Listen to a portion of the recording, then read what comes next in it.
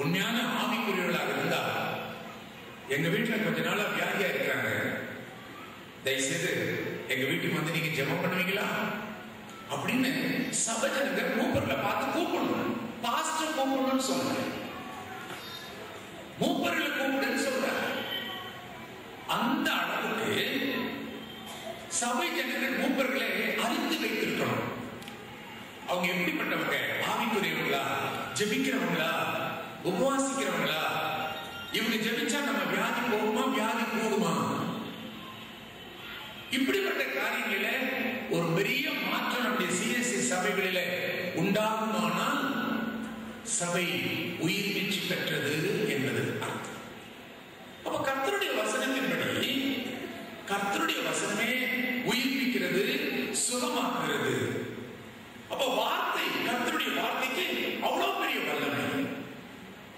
அந்த பைபிள் வசனத்தை நீங்க வாசிச்சாலே அது உங்களுக்கு ஆறுதலையும் தரும், சந்தேகத்தையும் போகும். 119 சங்கீதம் 92வது வசனம் இப்படி சொல்லுது, உம்முடைய வேதம் எனக்கு மனமகிழ்ச்சியாக இல்லாதிருந்தால் நான் துக்கத்திலேயே சென்று போயிருப்பேன். தற்கொலைக்கு போயிட்டான். அந்த சமயத்துல பைபிள் நீட்டப்பட்டது. அதை வாசிச்ச உடனே அவனுக்குள்ள வேலை வந்துச்சு, இல்ல நான் கர்த்தருக்காக நான் வாழுவேன், நான் தற்கொலை செய்ய மாட்டேன். வசனம் நம்மளை உயிர்ப்பிக்கிறது, துக்கத்திலிருந்து நமக்கு சந்தோஷத்தை கொடுக்கிறது. ஆகவே தீர்க்க தரிசனங்கள் என்று சொல்லி ஊழியக்காரர்களை ஆறுதல் படுத்துகிறது. உங்களுடைய குற்றத்தை அவங்க யாரும் சுட்டி காட்ட மாட்டேங்கிறாங்க. அதனாலதான் புதிய ஏற்பாட்டு திருச்சபைக்கு மற்ற எல்லா வரத்தை விட கர்த்தருடைய வார்த்தையை எச்சரிப்பாக அறிவிக்கின்றது தான் திருச்சபை. அது சுத்திகரிக்கப்படுவதற்கு உதவியாக இருக்கும். அப்போ அது தியானத்தின் மூலமாக அது நமக்கு வருகிறது. பைபிளை வாசிக்காம வெறும் ஜெபம் கொண்டு மாத்திரம் அது கிடைக்காது. நீதிமொழிகள் 28ஆம் அதிகாரம் 9வது வசனம், வேதத்தை கேளாததும் ஜெபம் அருவருப்பாய் இருக்கிறது. எவ்வளவுதான் நீ மனக்கணக்கா நீ ஜெபம் பண்ணாலும் தேவன் சொல்றாரு, எது எனக்கு அருவருப்பு, ஏன்னா நீ பைபிள் வாசிக்க மாட்டேங்கிற. வேதத்தை கேளாதவனுடைய ஜெபம் அருவருப்பாய் இருக்கிறது. ஓசியா 4ஆம் அதிகாரம் 6வது வசனம், பெற்றவர்கள் என் வேதத்தை மறந்தார்கள், நான் அவருடைய பிள்ளைகளை மறப்பேன். அப்பா அம்மா பைபிள் வாசிக்கலாம், பிள்ளைகள் தேவனால் மறக்கப்படுகிறார்கள். அவருடைய கர்த்தருடைய பிள்ளைகள் வசனத்தை தியானிக்க பழகணும். சும்மா பைபிள் வாசிப்பான போதாது, தியானிக்கும் போது அநேக ரகசியங்களை ஆவியானவர் நமக்கு சொல்லி தருவார். அதனாலதான் இந்த பெரிய வெள்ளிக்கிழமை சமயத்துல திருச்சபை மக்களுக்கு அந்த சான்ஸ் கொடுக்கிறாங்க. யார் யார் இந்த வசனத்தை குறித்து தியானிக்காங்களோ அவங்களுக்கு என்னென்ன காரியங்கள் வெளிப்படுத்தப்பட்டதோ அதை சபையில பகிர்ந்து கொள்ளுங்கள். அப்படி ஆவிக்குரிய விசுவாசிகளா சபையில் இருக்கிறவங்க மாறணும். அந்த 7 வார்த்தை, இந்த வார்த்தைக்கு என்ன அவ்வளவு முக்கியத்துவம்?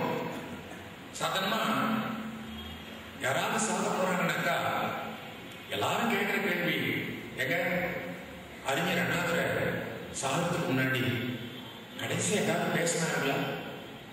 இந்திரா காந்தி சாகிறதுக்கு முன்னாடி ஏதாவது பேசினாங்களா? ஏன் அப்படி கேட்கிறாங்க? ஏன் அந்த கியூரியாசிட்டி அவங்களுக்கு வருது? இதுவரைக்கும் பேசாத ரகசியத்தை அது சாக போற நேரத்தில் சொல்லிடுவாங்க. அது ரொம்ப முக்கியத்துவம் வாய்ந்தது. அதனாலதான் இயேசு கிறிஸ்து மரிப்பதற்கு முன்பு சொல்லப்பட்ட இந்த வார்த்தை விலையேறப்பட்டது. கடைசியாக சொல்லப்பட்ட வார்த்தை திருச்சபை தியானிக்க வேண்டும் என்பதற்காகவே இந்த ஏற்பாடுகள் செய்யப்பட்டிருக்கிறது. இதுல எது முதல்ல பேசினார், எது இரண்டாவது பேசினார்ன்றதுக்கு தெளிவு கிடையாது. ஏன்னா 2 வார்த்தை ஒரு சுவிசேஷம் எழுதிட்டான், 2 வார்த்தை மற்ற சுவிசேஷத்துல இல்லை. இந்த மாற்றத்துக்கு காரணம் என்ன? இந்த வித்தியாசத்துக்கு காரணம் என்ன? எல்லாரும் ஒரே சிலுவையை தானே அவங்க பார்த்தாங்க, ஒரே நிகழ்ச்சியை தானே கண்டாங்க. ஆனா ஒரு நிகழ்ச்சி ஒரு சுவிசேஷம் எழுதல. இவன் எழுதுனா மற்றவங்க எழுதல. காரணம், தாங்கள் கண்டதையும் கேட்டதையும் அறிந்ததையும் எழுதினான் என்று சொல்லி நேரத்தில் பார்க்கிறோம். அப்படிதான் சுவிசேஷம் எழுதப்பட்டது. அப்ப சிலுவையில் அறையப்பட்ட சமயத்துல ஒரு மொழி பேசும்போது 2-3 சீஷா அந்த இடத்துல இல்லாம இருந்திருக்கலாம். ஆகவே அந்த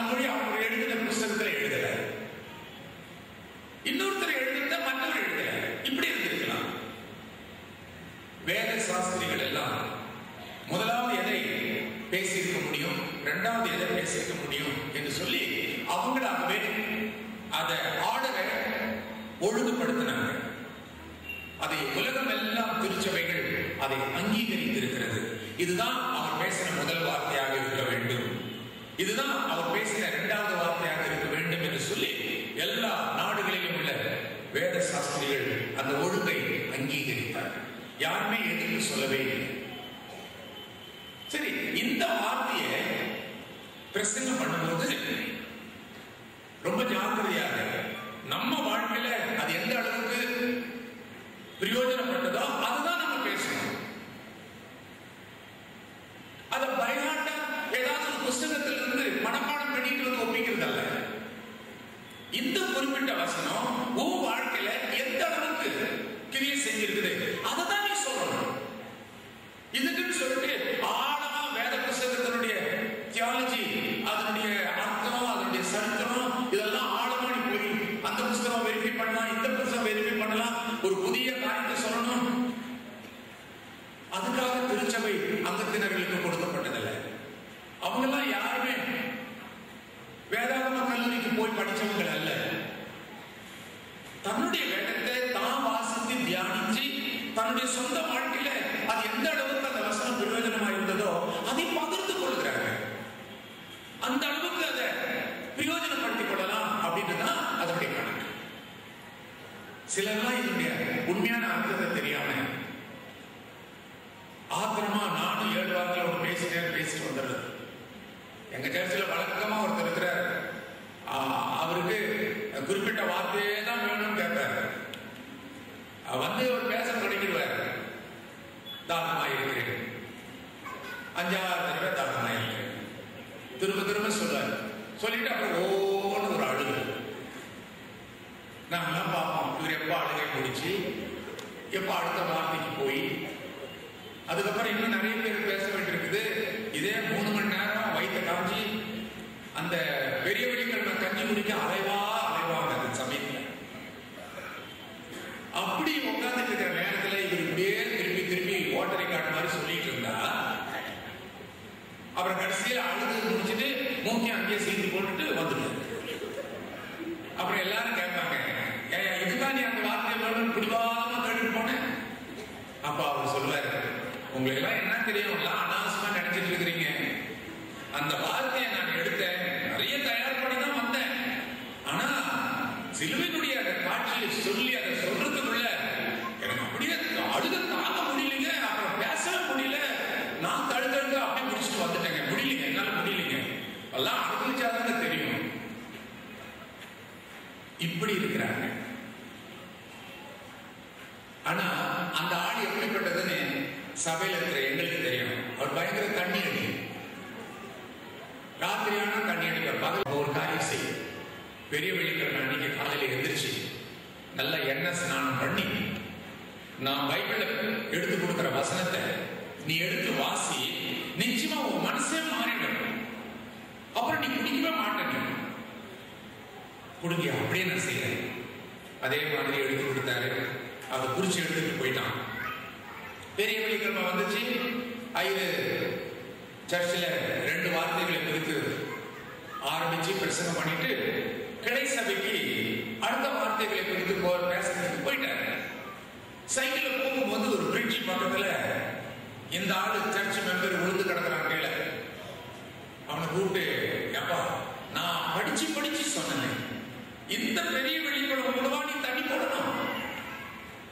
நான் சொன்னேன், நான் சொன்ன மாதிரி அந்த பேசேஜ் படிச்சியா, அந்த வசனத்தை நீ படிச்சியா? அவன் சொன்னான், ஐயா நீங்க சொன்ன மாதிரியே காலையில நான் குளிச்சையா, அதுவும் எண்ணெய் தேய்ச்சிதான் குளிச்சேன். நீங்க சொன்ன மாதிரி அந்த பைபிள் வசனத்தை நான் எடுத்தேன். அதுல நீங்க கொடுத்த அந்த இடம் இயேசுவை சவுல அடிக்கிறதும் மூஞ்சில துப்புறதும் முள்ள வச்சு தலைமை போட்டு ஒரு அமுத்துறதும், ஐயோ அதை படிக்க துக்கம் தாங்காம தான் இந்த தடவை போய் குடிச்சிட்டு வந்தேன். இந்த கேஸ் எப்படி இருக்கு பாத்தீங்களா? துக்கம் தாழாம துக்கத்தை மறைக்க நான் போய் குடிச்சிட்டு வரேன். நிறைய குடிக்காரங்களுக்கு எல்லாம் காரணம் இருக்குது. கேட்டா எனக்கு மனசுல சமாதானம் இல்லை, அதனால்தான் குடிக்கிறேன். எங்க வீட்டுல எனக்கு நிம்மதி இல்லை, அதனால்தான் குடிக்கிறேன். சரி, குடிச்சாக்கா உனக்கு நிம்மதி வந்துடுமா? அடுத்த நாள்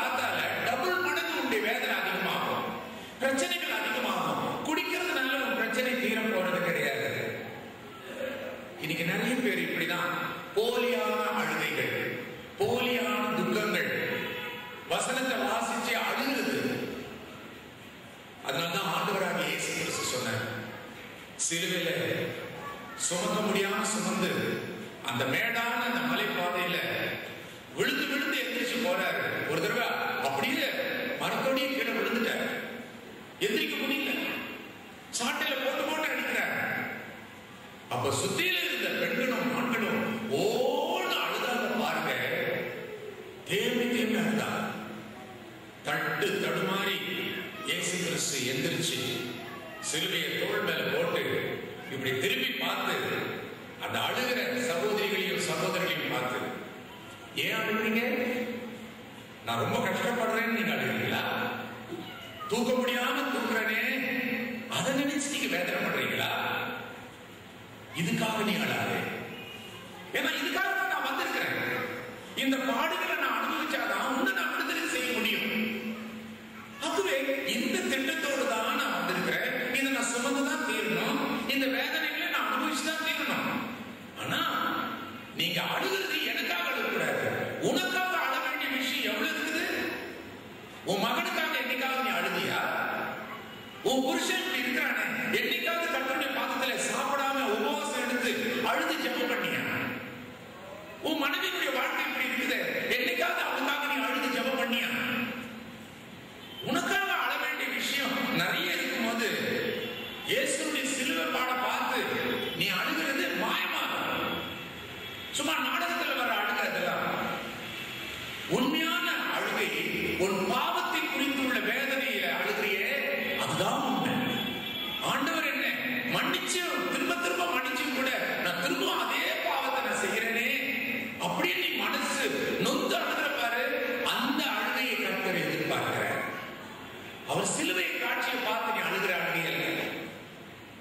திரும்ப திரும்ப அவருடைய மனசை வேதனைப்படுத்துறியே, திரும்ப திரும்ப அவருடைய சபையை நீ துக்கப்படுத்துறியே, அதுதான் ஆண்டவர் வேதனைப்படுறார். ஆகவே திருச்சபை அழுகணும்னா அவங்க பிரச்சனைக்கு அழுக வேண்டும். அவர்கள் பெற்ற பிள்ளைகளுக்காக பெற்றவர்கள் அழுது ஜெபிக்க வேண்டும். எனக்காக நீங்கள் அழ வேண்டாம். அதுதான் ஆண்டவர் நமக்கு சொல்லுவார்.